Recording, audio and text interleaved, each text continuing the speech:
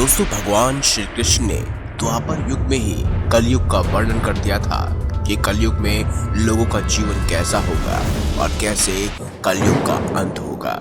इस वीडियो में हम कलयुग की वह 5 बातें आपको बताने जा रहे हैं जो भगवान श्री कृष्ण ने पांडवों को बताई थी, जिसे सुनकर आप भी हैरान हो जाएंगे। तो अगर अभी तक आपने हमारे चैनल को सब्सक्राइब नहीं किया तो सब्सक्राइब अवश्य कर दीजिए। दोस्तों, जब जुए में छल से सब कुछ हारने के बाद पांडव वन में जा रहे थे, तभी सहदेव ने भगवान श्री कृष्ण से पूछा कि हमने तो ऐसा कोई बड़ा पाप नहीं किया, फिर भी हमें इतना बड़ा दंड क्यों? तब श्री कृष्ण ने कहा, प्रिय सहदेव, द्वापर युग अपने अंतिम चरण पर है। ये सब जो हो रहा है वो आने वाले कलयुग का प्रभाव है।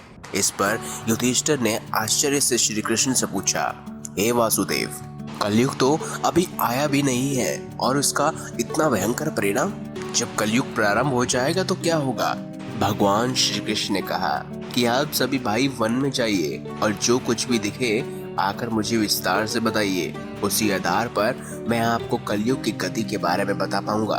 भगवान श्री कृष्ण के ऐसा कहने पर पांचों भाई वन में अलग अलग दिशा में चले गए। पांचों भाई वन में जाकर वापस लौटे तो आश्चर्य से भरे हुए थे। भगवान श्री कृष्ण ने मुस्कुराते हुए कहा, अब आप लोग बताइए कि आपके साथ क्या क्या हुआ और आपने क्या क्या देखा। सबसे पहले युधिष्ठिर ने कहा कि हे माधव, मैंने एक 2 सूंड वाले गज को देखा, इसका क्या अर्थ है? तब श्री कृष्ण ने कहा, इसका अर्थ है कि कलयुग में ऐसे लोगों का राज्य होगा जो दोनों ओर से शोषण करेंगे, बोलेंगे कुछ और करेंगे कुछ और, मन में कुछ और कर्म में कुछ। ऐसे ही लोगों का राज्य होगा। उसके बाद भीम ने कहा, हे वासुदेव, मैंने एक गाय को देखा जो अपने बच्चे को इतना चाट रही है कि वह बच्चा लहूलुहान हो गया। इस पर श्री कृष्ण ने कहा, इसका अर्थ ये है कि कलयुग का मनुष्य अपने बच्चों को आवश्यकता से अधिक लाड प्यार करेगा। उनकी अपने संतानों के प्रति ममता इतनी बढ़ जाएगी कि उनकी संतानों को अपने विकास का अवसर ही नहीं मिलेगा। कलयुग में माता पिता अपनी संतानों को परिवार के मोह माया में बांध कर रखेंगे, जिसके कारण उनका घर बर्बाद हो जाएगा। फिर अर्जुन ने कहा, हे माधव, मैंने जो देखा वो तो इससे भी कहीं अधिक आश्चर्यजनक था। मैंने देखा कि एक पक्षी के पंखों पर वेद की रचनाएं लिखी हुई थी और वह पक्षी एक मुर्दे का मांस खा रहा था। इसका क्या अर्थ है? इस पर भगवान श्री कृष्ण ने मुस्कुराते हुए कहा कि कलयुग में ऐसे लोग होंगे जो बड़े ज्ञानी और ध्यानी कहलाएंगे। वे ज्ञान की चर्चा तो करेंगे लेकिन उनके आचरण राक्षसी होंगे। बड़े पंडित और विद्वान कहलाएंगे लेकिन वह ये देखते रहेंगे कि कौन सा मनुष्य मरे और हमारे नाम से संपत्ति कर जाए। चाहे कितना भी बड़ा आदमी हो, लोग होंगे किंतु उनकी दृष्टि दूसरे के धन और दूसरे के पथ के ऊपर ही रहेगी।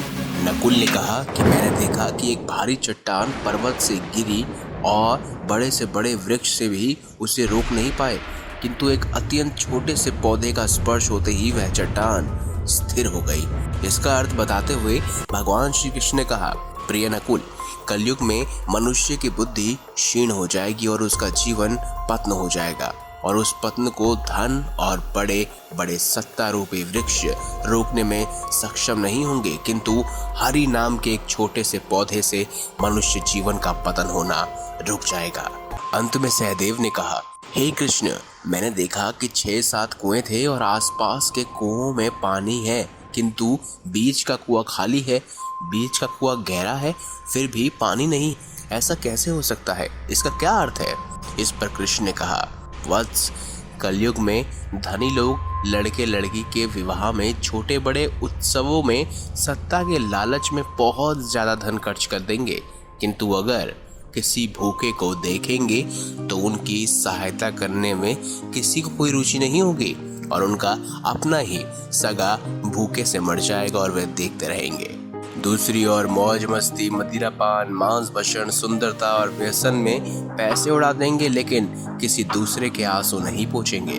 तो दोस्तों, ये है कलयुग के 5 सत्य जो भगवान श्री कृष्ण ने पांडवों को बताए थे और आज ये सब हम अपने आप से भी देख रहे हैं। दोस्तों, ये सभी बातों में अपने जीवन से आप जोड़ कर देख सकते हैं तो आप पाएंगे कि कलयुग के प्रभाव से ये सभी अवगुण हमारे अंदर है। लेकिन इस कहानी के माध्यम से कुछ सीख लेकर हमें अपने जीवन में आवश्यकता बदलाव लाना चाहिए, ताकि हमारे जीवन में कलयुग का नहीं बल्कि परमात्मा का प्रभाव हमारे ऊपर पड़े।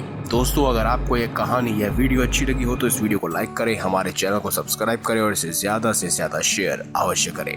धन्यवाद।